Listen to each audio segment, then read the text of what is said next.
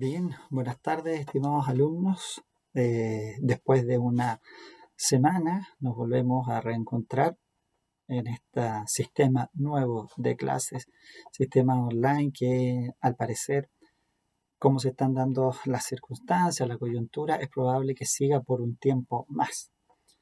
En este caso he conversado con algunos otros profesores que han estado usando las plataformas. El curso de nosotros, por alguna razón, no ha sido cargado, eh, pero digamos, hemos conversado las ventajas y desventajas que representa en cada caso.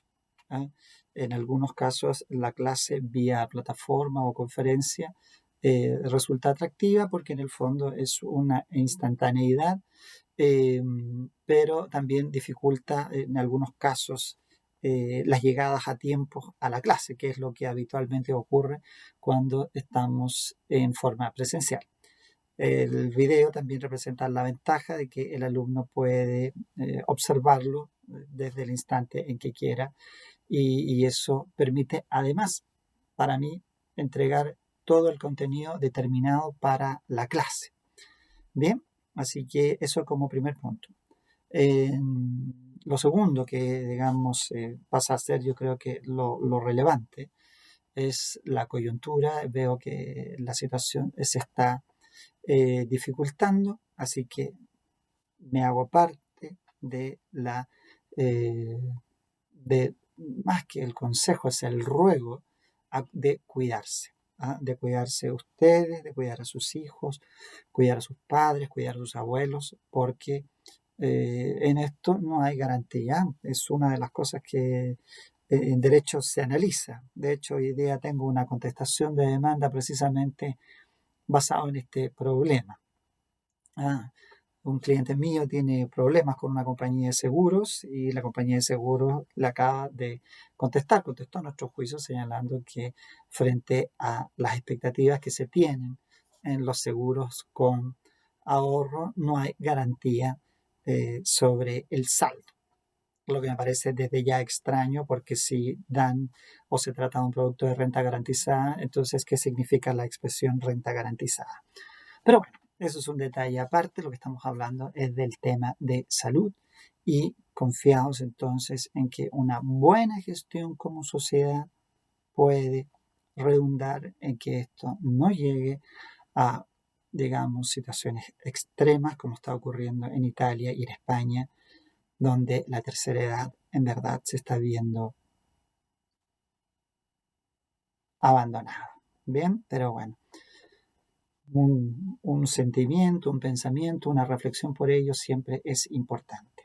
Bien, dicho esto, vamos a la clase nuestra y debemos siempre hacer un pequeño recordatorio en cuanto a lo que estamos viendo. Estamos en la parte inicial de los bienes. Y esto tuve una pausa porque recordé que lo que estamos grabando es precisamente nuestra clase de bienes y no la de mañana, que es acto jurídico. Entonces, estamos analizando esto de los bienes y estamos clasificándolos. Ya sabemos que esto de clasificar es muy pedagógico, yo lo sé, es muy pedagógico, pero obedece un poco a lo que es la ciencia del derecho. ¿En qué sentido? El derecho quiere parecerse siempre a las otras ciencias y lo que busca es asimilar la forma en que se enfrenta el concepto. En este caso son los bienes, damos un concepto, damos sus características principales y ahora lo observamos en su dinámica.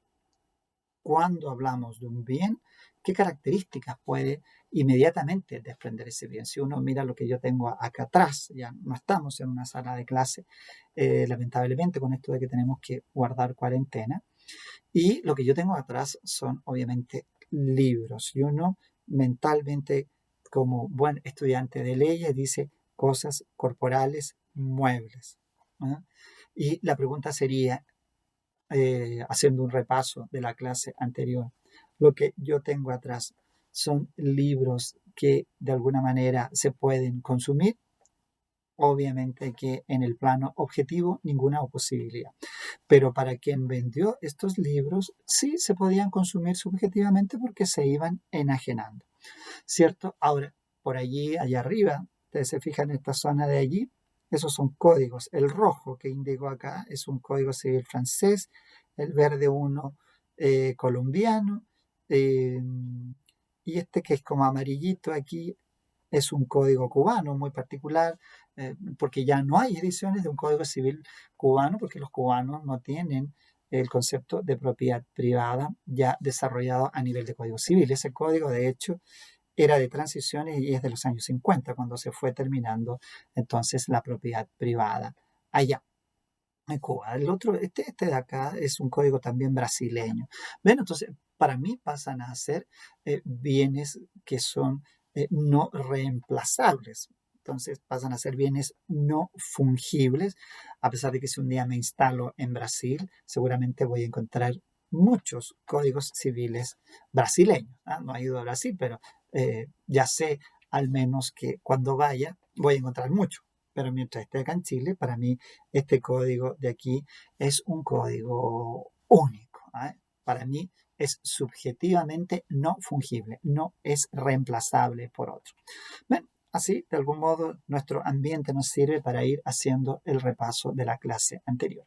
Ahora, ¿qué nos corresponde ver esta semana? Esta semana tenemos que entrar a una clasificación que es de las más arduas, el mismo Peñailillo lo dice, en lo que significa estudiar los bienes.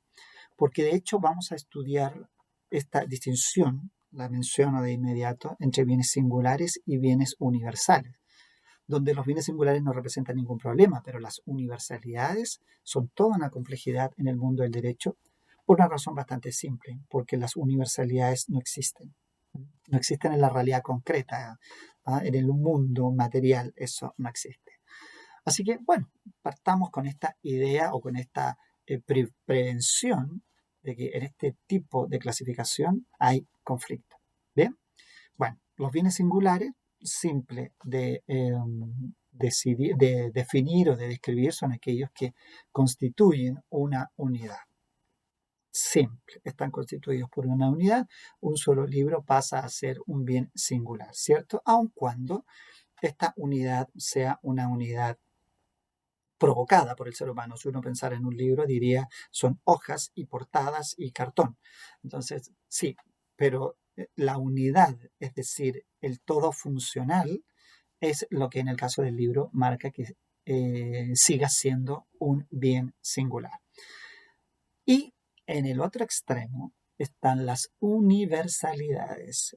Las universalidades, desde ya, tenemos que decir, son conjuntos de bienes y conjuntos de bienes singulares, es decir, bienes que conservan su individualidad, pero que unidos, vamos a ver por qué, forman un todo. Y ese todo es un todo orgánico, funcional, con un destino incluso. Entonces, cuando uno da un concepto, toma todos estos elementos.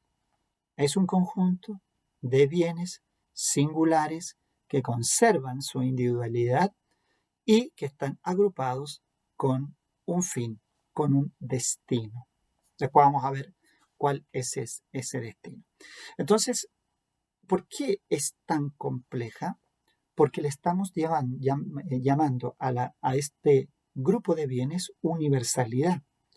Estamos diciendo que ese conjunto de bienes es una sola cosa, que está formada por varios bienes singulares que incluso pueden desprenderse, pueden, digamos, separarse y conservar su propia individualidad. Pero, ¿qué hace que al llegar a este grupo se transformen en un solo bien, en una universalidad? Para poder, digamos, entenderlo, la doctrina ha distinguido dos clases de universalidad. La primera es la universalidad de hecho y la otra es la universalidad jurídica o universalidad de derecho. ¿Por qué hablamos? Piensen que estamos en el mundo de las cosas. Por eso hay que partir con este primer detalle. Estamos en el mundo de las cosas y estamos hablando de que una cosa es universal. Es decir, que una cosa está integrada por muchos bienes singulares. En el primer caso, estamos en la universalidad de hecho. ¿Qué significa esto? Entonces, un conjunto de bienes singulares que puede estar formada por bienes muebles o inmuebles y que, y aquí es donde viene el punto, están destinados a un fin de carácter generalmente económico y cuyo destino lo da el titular de esos bienes. ¿Ven? Entonces aquí nuevamente nos enfrentamos a que primero es un conjunto de bienes, son varios bienes que se reúnen en esta universalidad y esta universalidad tiene un fin, tiene un común destino y ese destino que lo da el titular.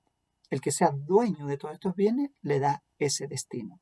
Y ese destino puede ser generalmente económico, no necesariamente puede ser económico en el sentido de lo que nosotros conocemos como intercambio de bienes, ¿ah? Sino que simplemente como destino funcional. Yo, titular de estos bienes, digo que para el efecto que tengo en mente, digo que estos bienes funcionan como un todo. ¿Qué características tiene entonces? Aquí, en primer lugar, los bienes que pueden integrar esta universalidad. Antes se decía que debían ser solo bienes muebles, pero hoy día también hay autores que postulan que puede integrarlo perfectamente un bien inmueble. En segundo lugar, que cada bien que integra este universo o esta universalidad mantiene su individualidad, lo que significa que pueden ser separados sin problema. También tienen un común destino. Podríamos hablar de un común destino jurídico, de un común destino económico, de un común destino funcional. Y lo último que caracteriza es que en este caso el destino lo está dando, en este caso, el titular, es decir, el dueño de todos estos bienes. Una característica fundamental que refleja que estamos frente a una universalidad de hecho es que no contiene elementos pasivos. La pregunta muy típica aquí en examen es ¿qué diferencia a una universalidad jurídica de una universalidad de hecho? Y se llega a esas dos grandes diferencias. La primera de ellas es que están compuestas por, en este caso la universalidad de hecho, solo por activos, solo por bienes, puede ser muebles o inmuebles, pero siempre por activos y no por pasivos, lo que diferencia la universalidad de derecho o universalidad jurídica que se puede integrar por pasivo. Y el segundo elemento diferenciador es precisamente quién decide el destino. El destino, en el caso de la universalidad de hecho, lo da el titular. Se mencionan por los autores que como ejemplos de universalidades de hecho, dos tipos o dos categorías. Una que son las colecciones y la otra son las explotaciones. Para ejemplo, nos sirve lo que tenemos acá atrás. Acá atrás ustedes pueden, en su mente, fíjense, en su mente, construir lo que yo tengo atrás. Si yo les preguntara en este instante y les digo, ¿qué tengo detrás míos? Es probable que algunos digan libros, otros digan un estante de libros y otros digan una biblioteca. Bueno, pues en términos jurídicos aciertan los que señalan que aquí lo que hay es una biblioteca. ¿En qué sentido? En que yo, titular de todos estos bienes, yo he adquirido, me han regalado todos estos bienes, decido, construyo un mueble y le digo, este mueble es mi biblioteca. ¿Ven? Yo decido el destino de este conjunto de bienes singulares. Si yo retiro uno de estos libros y lo dejo en otra parte, lo llevo a la universidad, conserva su individualidad y cuando llego a la universidad lo coloco ahí delante del escritorio. Ustedes dirán, el profesor trajo un libro, no trajo una biblioteca. ¿Se dan cuenta? Es decir, cada uno de estos bienes conserva su individualidad, pero cuando llegan aquí, yo los reúno, que soy el titular, y los destino, entonces digo, es una biblioteca. Ahí tendríamos una colección, que es un tipo de universalidad de hecho. Y el otro caso es el de las explotaciones. Este es interesante porque ha dado pie, sobre todo los ejemplos que se citan, a algún grado de discusión. Y el ejemplo más típico de universalidad de hecho en la variante explotación es el establecimiento de comercio. Piensen ustedes, por ejemplo, en los locales que están aquí en la misma universidad. Bueno, ahora ya no estamos en la universidad, pero cuando estamos en la universidad, hay varios locales que están destinados a vender cosas, en especial el café, el té, las galletas y todo eso que nosotros nos sirve de alimento a nuestros recreos, ¿cierto? Y son varios, inclusive, dentro de la universidad. Bueno, cada uno de estos es considerado un establecimiento comercial. ¿Por qué? Porque, en primer lugar, la mayoría tiene bienes muebles, corporales, ¿cierto? Tiene todo lo que es la mercadería, tiene la estantería, tiene los refrigeradores, las máquinas del café, todo eso son bienes corporales muebles que integran, en este caso, la universalidad de hecho en su variante explotación. E incluso hay algunos elementos intangibles y eso es lo que ha discutido un poco la doctrina, sobre todo el derecho comercial. Digamos, este es un elemento muy, muy de particular dentro del derecho comercial y lo van a analizar. Porque el establecimiento comercial también tiene clientela, tiene lo que se conoce como el derecho de llaves, ¿eh? Inclusive puede tener marca registrada. Entonces son elementos que empiezan a escapar un poquito de esta noción corporal, mueble o inmueble y entran ya en categorías que podrían llamarse incorporales como derechos. Mientras tanto, el profesor Peñailillo dice que señala que se puede señalar como una universalidad de hecho, como explotación, y, pero con ese reparo que hacen los comercialistas que pudiese estar en duda. A lo mejor es una universalidad jurídica. A lo mejor.